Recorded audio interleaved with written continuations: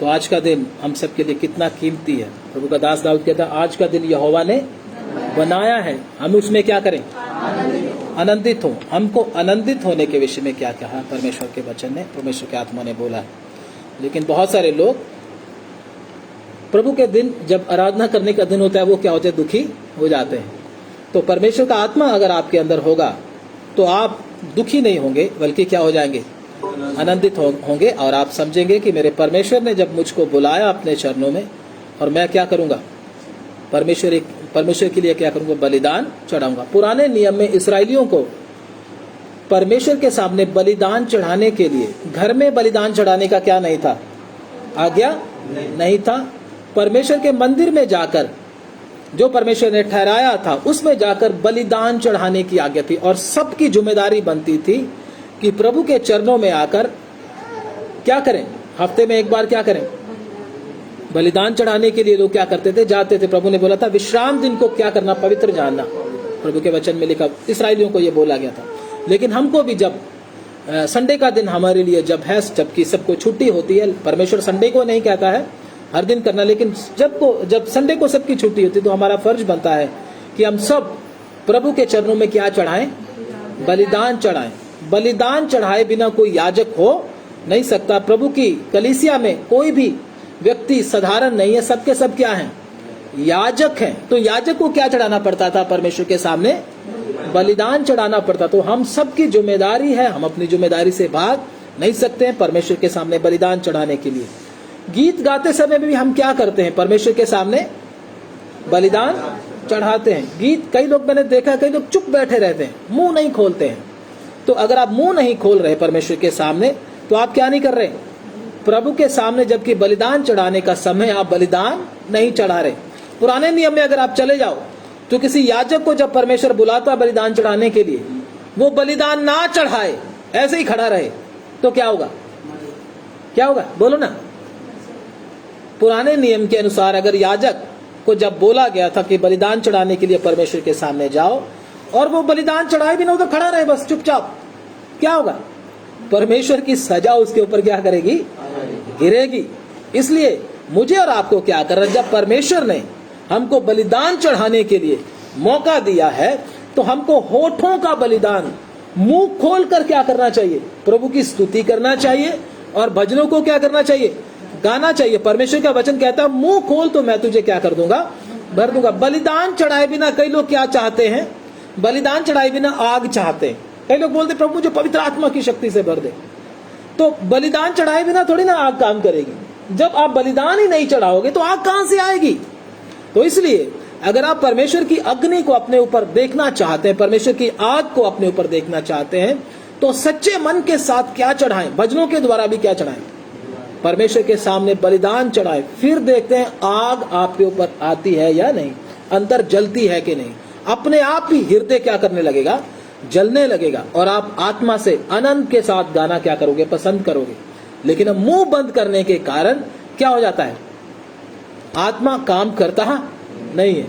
जैसे प्रभु ने बोला है वैसे करना है। बलिदान चढ़ाने के लिए हम इधर आते हैं, चाहे आप ऑनलाइन सुन रहे हैं, चाहे आप हमारे साथ बैठकर सुन रहे हैं। आपको अपने घर में बैठकर भी क्या चढ़ाना? परमेश्वर के सामने बलिदान चढ़ाना है। जब बलिदान चढ़ाओगे तो बलिदान के ऊपर क्या आती है?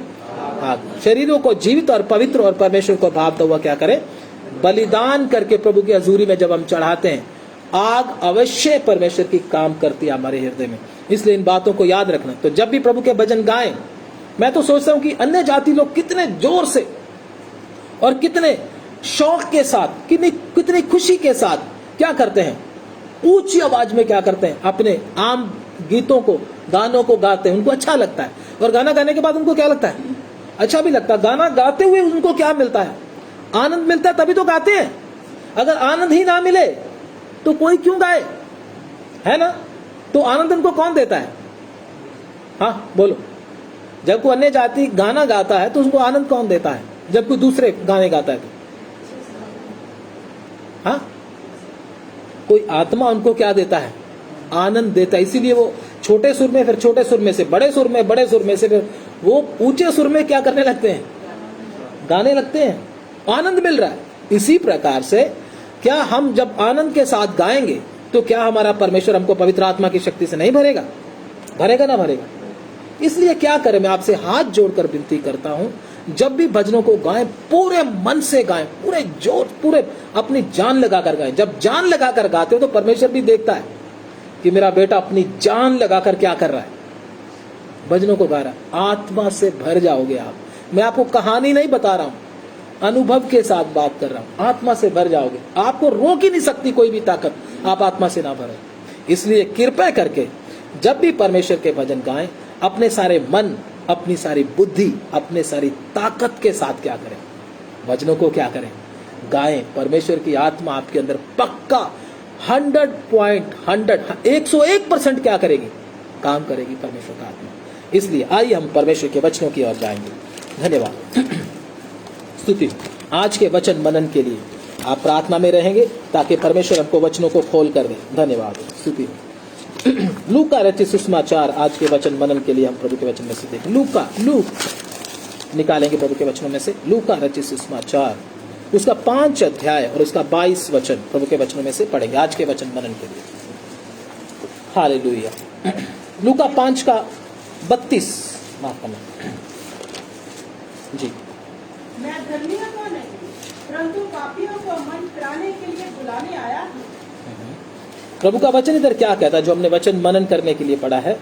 मैं धर्मियों को नहीं बल्कि क्या, पापियों को मन फिराने के लिए बुलाने आया हूं। हाँ, प्रभु इस धरती पर क्यों आया, किसके लिए आया? पापियों के लिए नहीं बल्कि किन के लिए आया? धर्मियों के लिए आया है प्रभु यीशु मसीह। पापियों के लिए, पापियों को मन फिराने के लिए प्रभु यीशु मसीह धरती पे आया, धर्मियों के लिए नहीं आया। ऐसा प्रभु ने क्यों बोला है? अगर हम ऊपर से पढ़ते हैं तो इसको, यीशु ने उनको उत्तर दिया, जी, वैद भले चंगे के लिए नहीं, जी, परंतु बीमारों के लिए आवश्यक है। हाँ, वैद भले चंगों के लिए नहीं बल्कि क्या है? बीमारों के लिए आवश्यक है। बीमारों के लिए क्या है? जरूरी है उनके लिए, उसको क्या है? आवश्यकता है। किनको आवश्यकता है? जो बीमार हैं। जो बीमार हैं वैद उनके लिए होता है, डॉक्टर उनके लिए होता है। जो ठीक है डॉक्टर उनके लिए होता नहीं है। तो इसलिए प्रभु यीशु मसीह को जब सवाल किया गया कि तू पापियों के साथ खाता पीता है, 30 वचन पढ़ दीजिए एक बार। इस पर फरीसी और उनके शास्त्री उसके चेलों से ये कहकर, यीशु मसीह लेवी के घर में आया। जब यीशु मसीह लेवी के घर में आया तो उधर क्या करने लगा? भोजन करने लगा। और जब भोजन करने लगा तो और भी बहुत सारे लोग उसके साथ थे, है ना, एक भीड़ थी, है ना। जब भोजन करने बैठे, मैं पढ़ता हूँ 29 वचन को, मैं पढ़ता हूँ। तब लेवी ने अपने घर में उसके लिए एक बड़ा भोज दिया और चुंगी लेने वालों की और अन्य लोगों की जो उसके साथ भोजन करने बैठे थे, एक बड़ी भीड़ थी। मतलब पापी लोगों की बड़ी भीड़ उसके साथ थी। तो क्या हुआ? जब भीड़ उसके साथ लगी थी तो उसके साथ खाना खाने के लिए बैठी थी, तो इस पर फरीसी और उनके शास्त्री उसके चेलों से यह कहकर कुड़कुड़ाने लगे, तुम चुंगी लेने वालों और पापियों के साथ क्यों खाते पीते हो?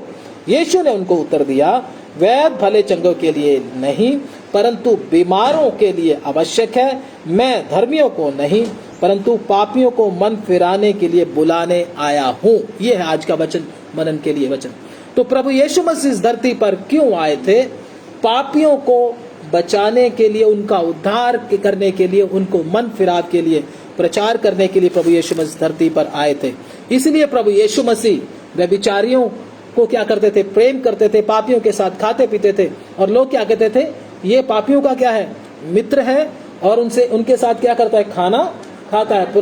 पुराने समय में क्या करते थे? पुराने नियम के फरीसी लोग पापियों के साथ खाना नहीं खाते थे, आम लोगों के साथ खाना पीना नहीं खाते थे। वो अपने आप को बड़ा शुद्ध समझते थे, पवित्र समझते थे, तो उनसे दूर रहते थे। लेकिन प्रभु यीशु मसीह ऐसे नहीं थे। वो सबके साथ क्या कर लेते थे? खाना खा लेते थे, उनके साथ बैठते थे, उनको अपना मित्र बना। यीशु मसीह के ज्यादातर मित्र कौन थे? पापी ही थे या अच्छे लोग थे? यीशु मसीह के ज्यादातर लोग पापी ही थे। लेकिन हम किसको मित्र बनाते हैं? हमको कौन चाहिए? अच्छे लोग। फिर हम यीशु की तरह हुए या फरीसियों की तरह हुए? बोलो, है ना फर्क? हमको अच्छे चाहिए, जो गाली ना देता हो, जो सिगरेट ना पीता हो, जो है ना, कुछ ना ऐसा कोई गलत काम करता, तो हमको वो लोग चाहिए। इसलिए यीशु में और हम में क्या है, जमीन और आसमान का क्या है फर्क है कि नहीं। हम दूसरे लोगों को बुरा समझते, उनके साथ कोई वास्ता रखना नहीं चाहते, लेकिन यीशु ने हमको क्या किया, क्या सिखाया, पापियों से क्या करो, प्रेम करने के लिए, उनके लिए क्या करो, प्रार्थना करो। इसीलिए कोई पापी हमारे पास आता नहीं, वो कहता ये तो बड़ा धर्मी है, इसके पास हम नहीं जा सकते, ये तो क्या है, बड़ा पहुंचा हुआ आदमी है, इसके पास हम बैठ नहीं सकते, इसको हम अपने दिल की बात भी बता नहीं सकते, इससे दूर ही रहो, अच्छी बात है, ये तो अपने आप को बहुत समझता है। और हम भी पापी को क्या समझते हैं, अच्छा शराब पीता है, सिगरेट बंद कर, तम्बाकू बंद कर, मेरे सामने ऐसा नहीं करना। वो बोलता है ये तो कोई फरीसी है, वो भी क्या समझता है, ये तो कोई फरीसी आ गया। जैसे ट्रेनों में होता है ना, कई लोग बोलते हैं सिगरेट बंद कर, ये कर, वो कर, उनको क्या लगता है, बड़ा बुरा लगता है उनको, मतलब क्या होता है, बड़ी अपना घमंड दिखाते हैं अपनी पवित्रताई का वो, इसलिए कोई पापी उनके पास आता ही नहीं है। तो यीशु मसीह के पास पापी क्यों आए, क्यों पापियों का उद्धार कर लिया, क्योंकि यीशु मसीह पाप से नहीं बल्कि पापियों से क्या करते थे, प्यार करते थे। जब हम भी पापियों को प्यार करेंगे, पापियों के लिए प्रार्थना करेंगे, तो निश्चय पापी हमारे साथ जुड़ेंगे और फिर वो भी क्या हो जाएंगे, शुद्ध हो जाएंगे। इसलिए अगर हमने किसी को प्रभु में लाना है तो सबसे बड़ी बात ये एक काम करना है, अपने आप को बहुत अच्छा समझना नहीं। हमारी गलती क्या, हम अपने आप को बहुत अच्छा प्रार्थना करने वाले समझते हैं, बड़ा अपने आप को शुद्ध टाइप हम लोग अपने आप को समझते हैं, इसलिए कोई पापी हमारे साथ बैठता भी नहीं है। फिर उनका उद्धार कैसे होगा जब हम अपने आप को ऐसा समझेंगे तो इसलिए यीशु मसीह की तरह प्रभु यीशु मसीह कहता मुझसे सीखो। किससे सीखो, मुझसे। यीशु मसीह के पास पापी आते थे ना, अगर हम प्यार दिखाएंगे, वचन तो बाद में होगा, पहले क्या दिखाना पड़ेगा, प्रेम दिखाना पड़ेगा। प्रेम दिखाएंगे तो पापी अपने आप आकर पास बैठेंगे, फिर उनको भोजन देना भी हम शुरू करेंगे, फिर हमको उनको वचन भी दे सके, फिर वो वचन भी ले लेगा। पहले मैं बताऊं भाग जाए इधर से, तू शराब पीता, तू सिगरेट पीता, तू ये करता, तू वो करता है ना, तू गंदा इंसान है, तो फिर वो हमारे पास कोई बैठेगा नहीं। इसलिए हम फिर पापियों के लिए उद्धार का कारण नहीं ठहर सकते, जिस काम के लिए प्रभु यीशु मसीह ने हमको इधर बुलाया है। तो प्रभु यीशु मसीह पापियों का उद्धार करने के लिए इस धरती पर आया था, और उसके बाद पापियों के लिए अपनी क्या दे दी, क्या दे दी, जान भी सलीब पर दे दी।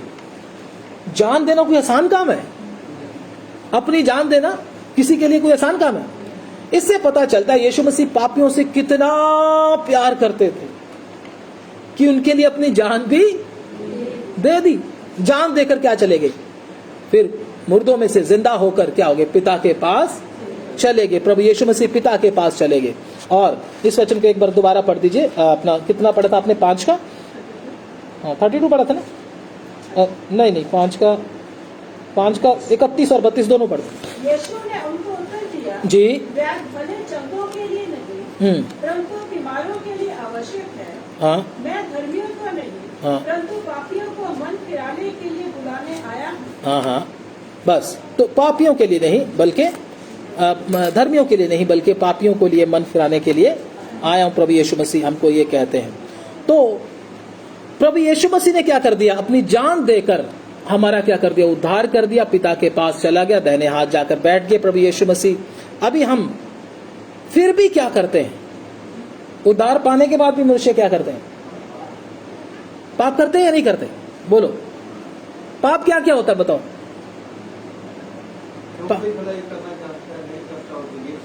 यस, अगर हम भलाई करना जानते हैं और नहीं करते, वो हमारे लिए क्या है, लोगों के लिए नहीं, हमारे लिए पाप है। एक सिंपल सा उदाहरण मैं आपको देता हूं, सिंपल सा। अगर आप रास्ते में से गुजर रहे हैं, रास्ते में क्या पड़ा हुआ, एक पत्थर पड़ा हुआ, पत्थर से कोई गिर सकता है, किसी को चोट लग सकती है। आप पैदल जा रहे हैं, स्कूटर पर जा रहे हैं या गाड़ी पर जा रहे हैं, वो मैं नहीं बोल रहा हूं, क्योंकि एकदम लगाओगे तो एक्सीडेंट हो जाएगा आपका पीछे से। तो अगर आप पैदल जा रहे हैं, गली में इतना बड़ा पत्थर पड़ा है, इतना पत्थर पड़ा, ईंट पड़ी हुई है, तो आपको पता है वो आदमी क्या, कोई आएगा या बच्चा कोई इसमें गिरेगा और चोट लगेगी उसको। आप ये देखकर भी सीधा चले जाते हैं, तो ये आपके लिए क्या है, पाप है आपके लिए। मैं व्यभिचार की बात नहीं कर रहा हूं, मैं चोरी की बात नहीं कर रहा हूं, मैं कत्ल की बात नहीं कर रहा हूं।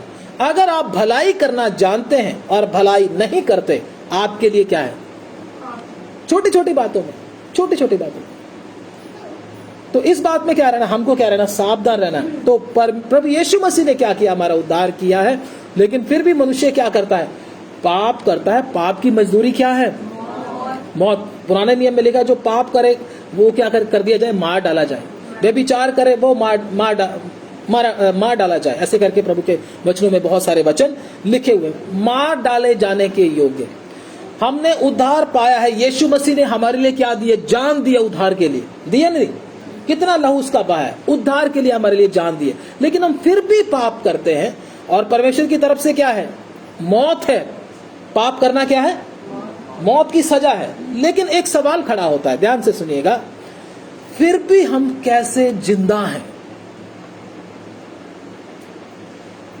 मालूम है ये पाप है, फिर भी वो करते हैं, लेकिन फिर भी हम कैसे जिंदा हैं, एक सवाल खड़ा होता है। क्योंकि परमेश्वर के सामने तो क्या है, अगर आपको मालूम है अच्छी तरह से, आपको मार डालने की क्या है, आज्ञा है, ठीक है ना, न पुराने नियम में अगर हम देखें तो। लेकिन फिर भी हम क्यों जिंदा हैं, प्रभु के वचन में हम पढ़ेंगे इन वचनों को, क्यों जिंदा है। हालेलुया। पढ़ेंगे रोमियो की किताब से पहले इब्रानियों की किताब, उसका 7 अध्याय और उसका 25। हालेलुया। इब्रानियों 7 का 25। इसीलिए जो उसके द्वारा परमेश्वर के पास आते हैं, वह उनका पूरा पूरा उद्धार कर सकता है। हाँ, यीशु मसीह के पास, जो परमेश्वर के पास यीशु मसीह के द्वारा जब हम आते हैं, तो वो क्या कर सकता है, उनका पूरा पूरा क्या कर सकता है, उद्धार कर सकता है। आगे पढ़ दीजिए। क्योंकि वह उनके लिए, क्योंकि, अब इधर आती है बात, क्योंकि, ध्यान से सुनो, क्योंकि वो उनके लिए विनती करने को सर्वदा जीवित है। विनती करने को क्या है, आप और मैं इसलिए जिंदा हैं क्योंकि हमारे लिए लगातार एक क्या कर रहा है, विनती कर रहा है, इंटरसेशन कर रहा है हमारे लिए। प्रार्थना करने में बहुत सारी प्रार्थनाओं के विषय हैं। प्रार्थना करने में क्या क्या आता है, अपने लिए प्रार्थना करना, दूसरा वो ठीक है, प्रार्थना एक अलग चीज है। प्रार्थना में क्या क्या आता है, प्रार्थना में सिर्फ सिंपल प्रार्थना भी आता है, प्रार्थना के साथ साथ इंटरसेशन, मध्यस्थ प्रार्थना करते हैं हम लोग। क्या करते हैं, प्रार्थना करते रहते, प्रार्थना हालेलुया तारी तरफ, वो क्या है, स्तुति कर रहे हैं हम लोग। लेकिन क्या एक इंटरसेशन भी है, दूसरों के लिए क्या करना, प्रार्थना करना, ये भी है। और उसके बाद क्या है, आराधना भी है।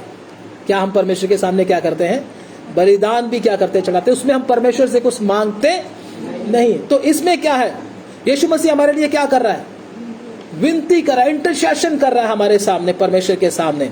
क्यों, क्योंकि प्रभु यीशु मसीह को मालूम है कि मनुष्य क्या है, मिट्टी का स्वभाव है, और बहुत सी बातों में ये क्या करता है, गिरता है।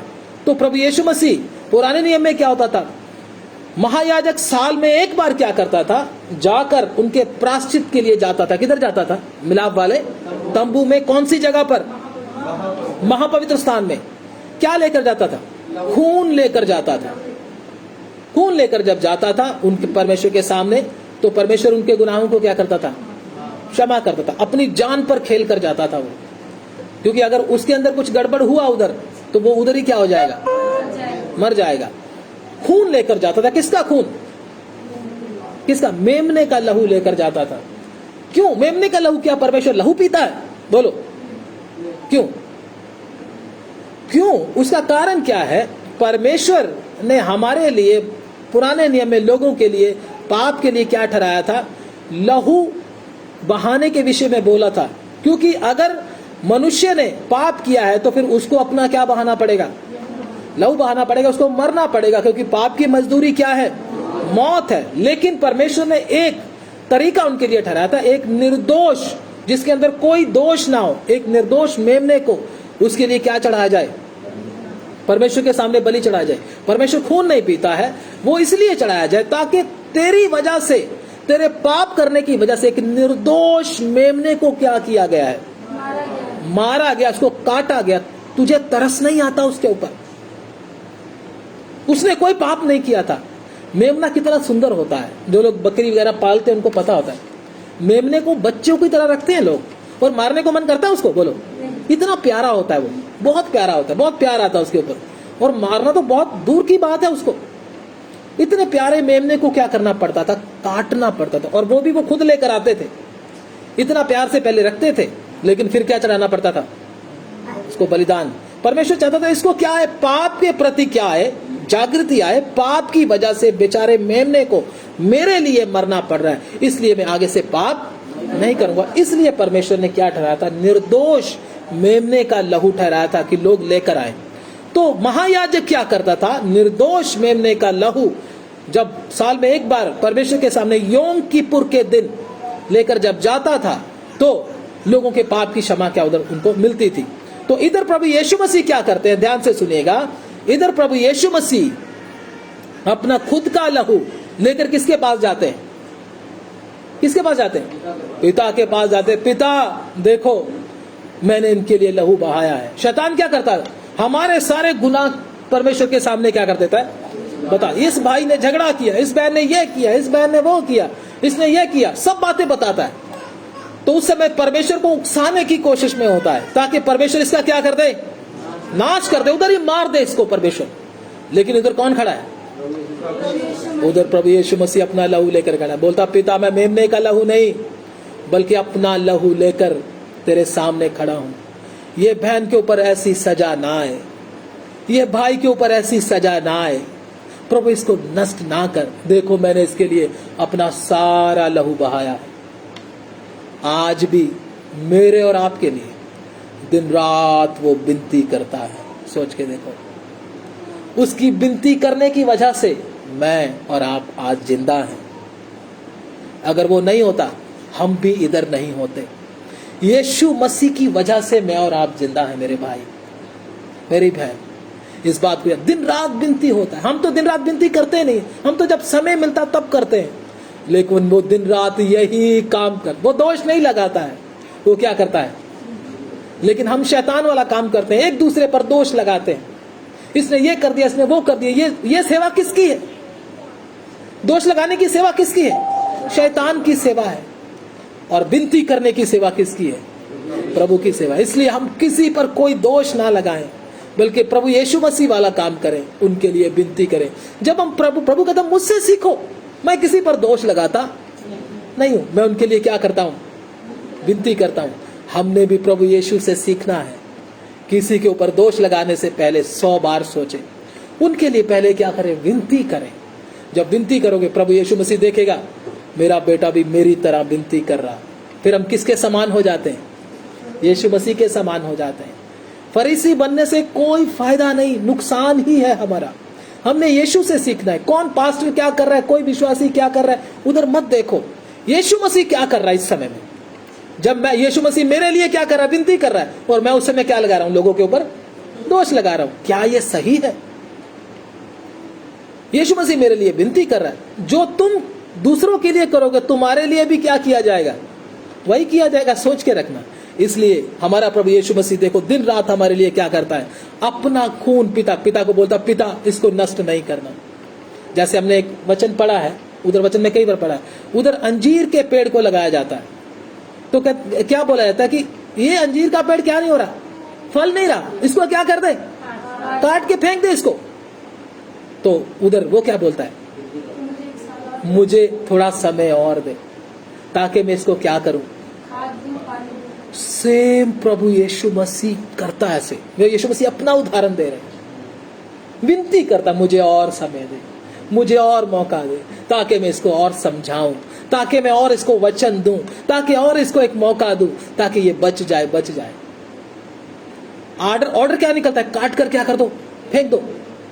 हमारा यीशु हमारे लिए इतना कुछ करता है। परमेश्वर के सामने जाकर, जिसने सजा भेजना है, जिसने हमको नष्ट करना है, अगर यीशु ना होता मैं और आप भी ना होते। इसलिए हम किसके लिए जिए, अपने लिए नहीं, दिन रात जो मेरे लिए विनती करता है उसके लिए जिए। यीशु से ज्यादा हमको कोई प्यार कर सकता है? देखो हमारे लिए दिन रात विनती होती है। कोई पास्टर, कोई विश्वासी, कोई बहन, कोई भाई, कोई माँ बाप भी हमको इतना प्यार नहीं कर सकता जितना हमारे लिए कौन करता है, प्रभु यीशु मसीह करता है। एक वचन और पढ़ लीजिए प्रभु के वचन में से, रोमियो की किताब उसका 8 अध्याय उसका 34। Romans chapter 8 verse 34. हालेलुया। इस आशा के द्वारा हालेलुया। हमारा उद्धार हुआ है। इस आशा के द्वारा हमारा क्या हुआ है? उद्धार हुआ है। परंतु जिस वस्तु की आशा की जाती है, जिन वस्तुओं की आशा की जाती है, जो वह देखने में आए, हाँ। तो फिर आशा कहाँ रहेगी? कौन सा वचन पढ़ रहे हैं? कौन सा वचन पढ़ रहे हैं? फिर कौन है जो दंड की आज्ञा देगा? फिर कौन है हमें दंड की आज्ञा देगा? मसीह है हाँ। जो मर गया, मसीह है जो मर गया, वरन मुर्दों में से जी भी उठा, वरन मुर्दों में से जी भी उठा, और परमेश्वर की दाहिनी ओर है, परमेश्वर के दाहिनी ओर है, और हमारे लिए निवेदन भी करता है। हमारे लिए निवेदन भी। पिता के दाहिनी ओर क्यों है? मुझे और आपको बचाने के लिए। अगर वो पिता के दाहिनी ओर ना होता, मैं फिर बोलता हूं, हम इधर नहीं होते। ताकि जब प्रभु आखिरी समय तक हमारे लिए क्या करता रहता है? आखिरी समय तक हर रोज विनती करता है। हम क्या सोचते हैं हमारे लिए विनती नहीं होता? हमारे लिए चाहे कोई भी प्रार्थना ना करे, कोई टेंशन मत लो। कौन कर रहा है? मेरा यीशु मेरे लिए क्या कर रहा है? हर रोज विनती करता है, क्योंकि वो मुझसे इतना प्यार करता है।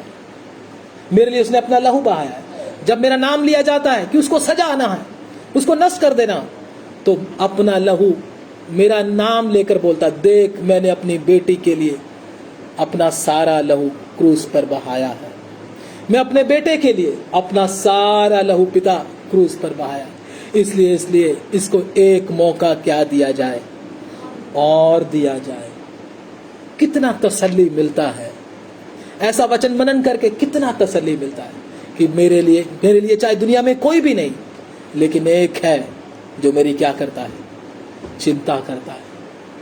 इसलिए मैं उसके लिए जीऊंगा, उसके लिए ही इस दुनिया में रहूंगा, उसके लिए सब कुछ करूंगा, क्योंकि वही मेरा क्या है?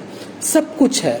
तो महायाजकीय प्रार्थना प्रभु यीशु मसीह कब करता है? हर रोज हमारे लिए करता है। आइए हम विषय को थोड़ा आगे बढ़ाते हैं। ऐसा प्रभु यीशु मसीह हमेशा नहीं करता रहेगा, यह ध्यान रखना। यीशु मसीह ऐसा हमेशा, एक समय आएगा जब महायाजकीय प्रार्थना क्या हो जाएगी? रुक जाएगी। एक समय आने वाला है।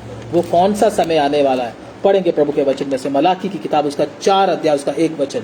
जल्दी से पढ़ेंगे समय वो हिसाब से। हालेलुया।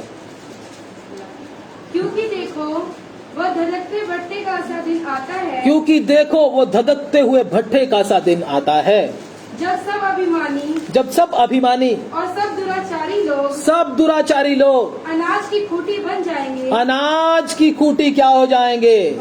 बन जाएंगे। और उस आने वाले दिन में वे हाँ, ऐसे भस्म हो जाएंगे कि उनका पता तक ना रहेगा। उनका पता तक। अगर हम इस समय, जब हम अनुग्रह का समय है, जब हमारा प्रभु यीशु मसीह हमारे लिए विनती कर रहा है, अगर हम सच्चा मन लेकर प्रभु के चेहरे की ओर देखते, प्रभु मेरे लिए क्या कर रहा है करके, अगर हम सच्चे मन से प्रभु के पीछे नहीं चलेंगे, अभी भी देर करेंगे, तो हमारे लिए यहोवा का वो दिन आ जाएगा जो धधकते हुए भट्टे का सा दिन है। फिर दुराचारी लोग, सब अभिमानी लोग क्या हो जाएंगे? क्या बन जाएंगे? अनाज की, मतलब जल जाएंगे। परमेश्वर का वचन कहता है समय का फायदा क्या कर लो? उठा लो। क्योंकि अभी तो क्या हो रहा है? विनती हो रहा है, लेकिन जिस दिन विनती होना बंद हो गया, एकदम क्या हो जाएगा? एकदम मनुष्यों के ऊपर क्या आ जाएगी?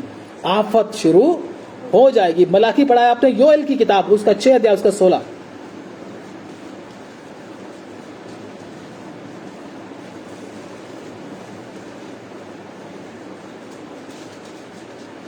योएल 3 अध्याय उसका 16।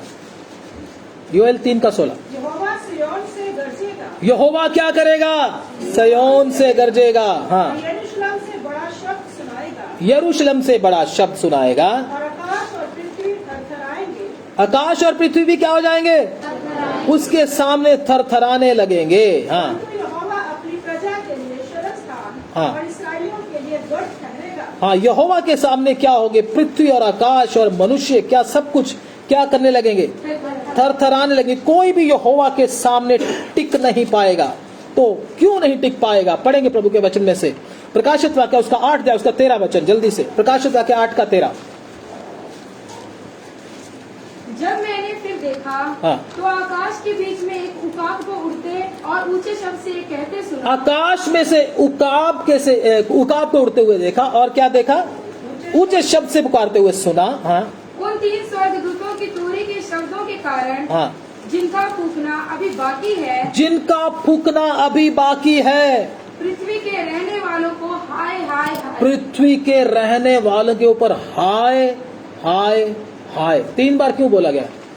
बहुत भयानक कलेश आने वाला है, बहुत बड़ी दुर्दशा मनुष्यों की होने वाली है। जिन लोगों ने प्रभु यीशु मसीह के लहू को क्या नहीं जाना, उसकी कोई कीमत नहीं जानी, उसको तुच्छ जाना, उनके लिए क्या हो रहा है? परमेश्वर का क्रोध आ रहा है। परमेश्वर बोलता, धरती के रहने वालों पर रह कौन लोग गए?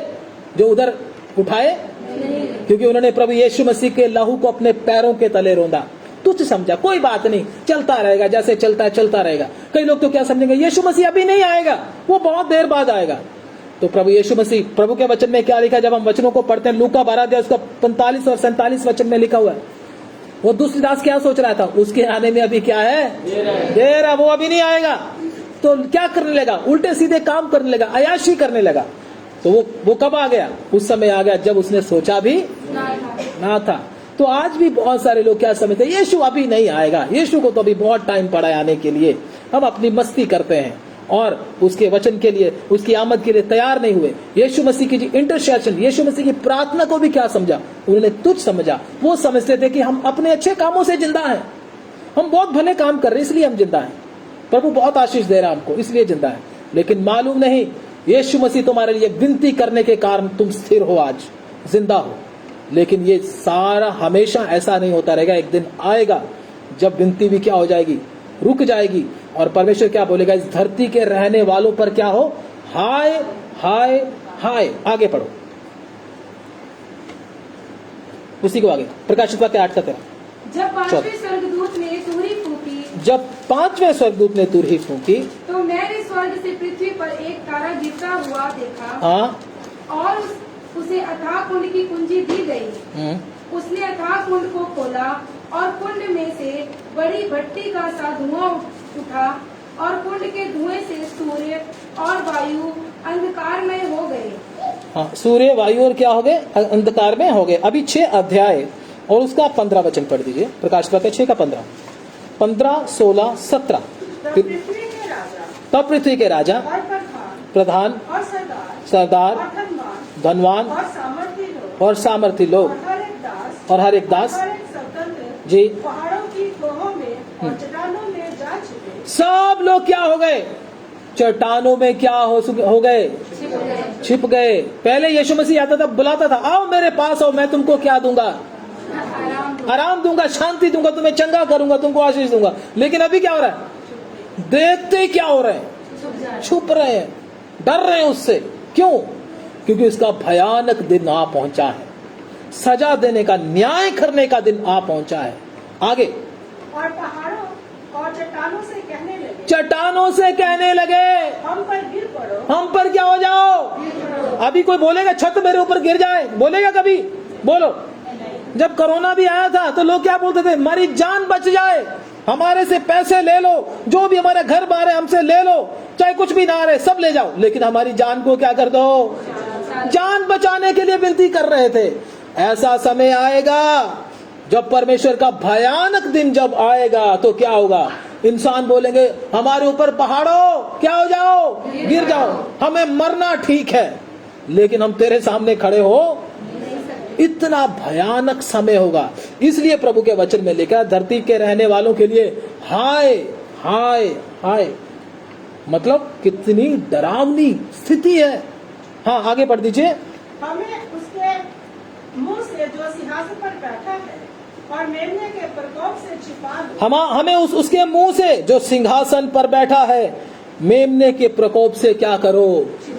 छिपा लो, बचा लो। हाँ, क्योंकि उनके प्रकोप का भयानक दिन आ पहुंचा है। क्योंकि उसके प्रकोप का भयानक दिन आ पहुंचा है। हाँ, कौन ठहर सकता है? अब कौन ठहर? कितना भयानक समय है। इसलिए मैं आपको बोलता हूँ, आज आपके लिए विनती हो रहा है, आज इंटरसेशन आपके लिए हो रहा है। यीशु मसीह अपना लहू लेकर आपके लिए खड़ा है।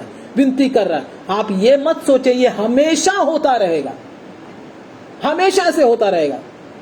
समसून ने समझा था परमेश्वर हमेशा मुझे शक्ति देता रहेगा, बल देता रहेगा और मैं बचकर निकलता रहूंगा, कोई बात नहीं, चलता रहेगा ऐसे, क्योंकि हो रहा था, परमेश्वर उसको मौका दे रहा था। लेकिन एक दिन आया जब परमेश्वर ने इसको अनुग्रह दिया नहीं, पकड़ा गया, आंखें फोड़ डाली गई और चक्की पीसने लगा। हम में से भी बहुत ही लोग समझते हैं अभी कुछ नहीं होने वाला, पहले भी कुछ नहीं हुआ था, अभी भी कुछ नहीं होगा, प्रभु कुछ नहीं बोलेगा। वो बड़ा सच्चा है। एक पास्टर प्रचार कर रहा था, मैं नहीं सोचता कि प्रभु ऐसा होगा, मैं नहीं सोचता कि प्रभु ऐसा करने वाला है। झूठे हैं लोग ऐसा जो करते हैं। परमेश्वर तो बड़ा दयालु है, उसके सामने जैसा मर्जी करो। मेरे भाई, परमेश्वर अगर प्रेमी है तो न्याय भी है। अच्छा प्रचार करने से कुछ नहीं होता है, सत्य प्रचार करना चाहिए। लोगों को खुश करने से कुछ नहीं होता। प्रचार लोगों को खुश करने के लिए नहीं होता है।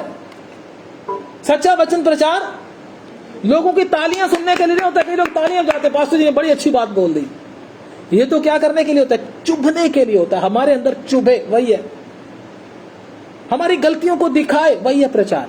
अगर खुश कर रहा है, बड़े खुशी मिल रही है, बड़ा एंजॉय हो रहा है, तो वो प्रचार का कोई फायदा नहीं है। तो इसलिए परमेश्वर का जो भयानक दिन आ रहा है, इससे पहले कि वो आए, मुझे और आपको जब तक हमारे लिए विनती हो रहा है, हम परमेश्वर के यीशु मसीह के रहते रहते उस समय जब हमारे लिए विनती हो रहा है, तैयार हो जाए। ये मत सोचे कि बार बार मौके मिलते रहेंगे। उसका भयानक दिन बहुत करीब आ रहा है। उस समय कोई दया, उस समय पापियों को प्रभु प्यार करने के लिए नहीं आ रहा। उस समय पापियों को क्या देने के लिए आ रहा है? दंड देने के लिए आ रहा। पापियों को प्यार करने के लिए यीशु आया था, अभी भी कर रहा है। लेकिन एक समय जब आ गया, उसके बाद दंड ही मिलेगा और पापियों को कुछ मिलने वाला। अगर पापी सोचे मैं तो पापी ही रहूंगा, यीशु मसीह तूने मुझे धो दिया, बस ठीक है, मैं फिर पाप करता रहूंगा, मैं फिर पापी ही रहूंगा, तो हम यीशु मसीह के लहू को अपने पांवों के नीचे क्या करते हैं? रौंद रहे हैं। आपके लिए अगर विनती हो रहा है तो परमेश्वर के सामने प्रभु का धन्यवाद करें। प्रभु को बोलो, प्रभु आप मेरे लिए विनती कर रहे हैं, अपना लहू बार बार पिता के पास लेकर जा रहे हैं, उस दर्द को सह रहे हैं। लेकिन आगे से प्रभु मैं भी आपके लहू की कीमत को समझूंगा, आपके लहू को तुच्छ नहीं समझूंगा, मैं आपके लिए जीऊंगा। आइए हम प्रार्थना करें। हालेलुया, धन्यवाद। हम यीशु के लिए जिए, धन्यवाद। हाँ, अगर वो प्रेमी है तो न्याय भी है, ये बात याद रखना।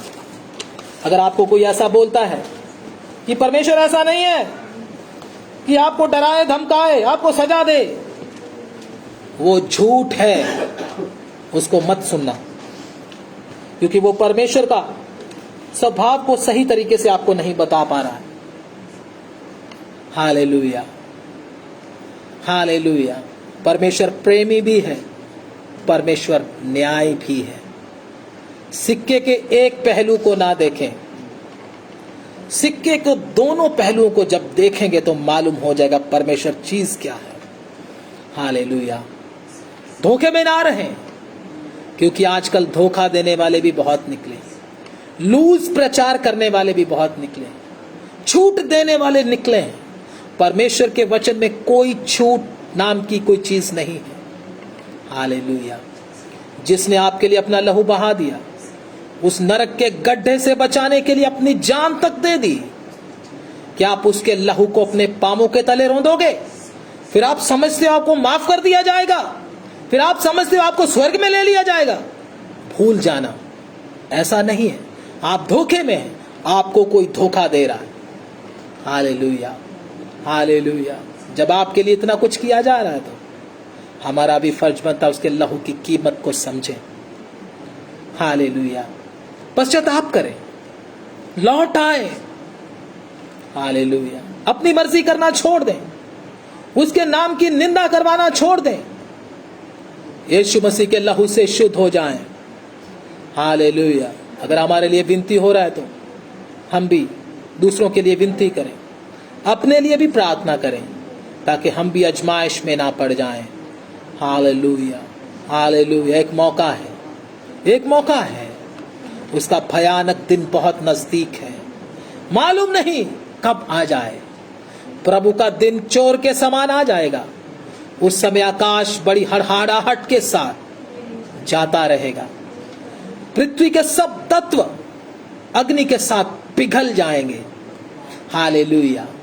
ऐसा होने वाला है, जिनके कान हो वो सुन ले कि आत्मा कलीसियाओं से क्या कहता है। पृथ्वी की सारी कारागरी जल जाएगी। मनुष्यों की जितनी भी मेहनत है, जो कुछ भी मनुष्य ने इकट्ठा किया है, जो कुछ भी उन्होंने बनाया है, सब खत्म होने वाला है। हालेलुया। नूह भी अपने समय में ऐसा प्रचार करता था, लेकिन लोगों ने उसको तुच्छ समझा। अचानक परमेश्वर का क्रोध धरती पर आ गया। धरती के सोते फूट निकले। आसमान से भी बड़ी आफत आने लगी। मनुष्यों को फिर बचने के लिए कोई मौका नहीं मिला। आज आपके लिए एक मौका है। जब तक यीशु आपके लिए विनती कर रहा है, उससे पहले कि परमेश्वर का वो भयानक दिन आ जाए, न्याय का दिन आ जाए, घुटने टेके यीशु के लहू की कीमत को समझें, अपने लिए प्रार्थना करें, दूसरों के लिए भी प्रार्थना करें। हालेलुया। धन्यवाद, स्तुति, हालेलुया। धन्यवाद करें। सिस्टर राखी के साथ प्रार्थना करें।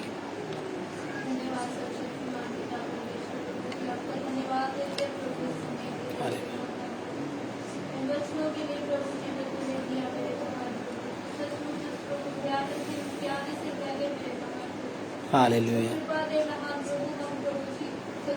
स्तुति,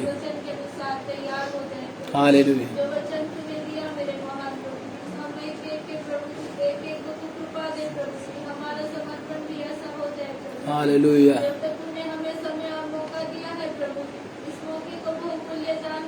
स्तुति हो।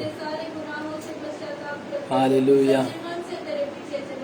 धन्यवाद।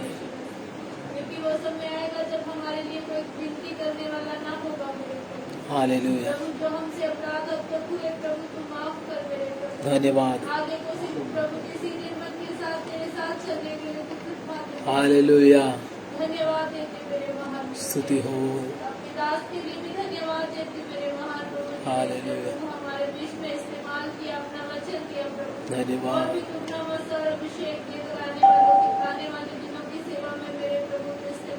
हालेलुया। धन्यवाद।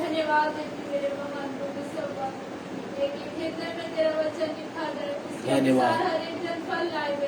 हालेलुया। आमीन, आमीन। अब हमारे खुदावंद प्रभु यीशु मसीह का फजल, पिता परमेश्वर का प्रेम, पवित्र आत्मा की सबात और संगति इस झुंड के साथ, तमाम प्रभु के संतों के साथ, हमारे खुदावंद खुदा प्रभु यीशु मसीह की आमद तक होता रहे। आमीन, आमीन। सबको जय मसीह की। प्रभु आप सबको बहुत बहुत आशीष दे।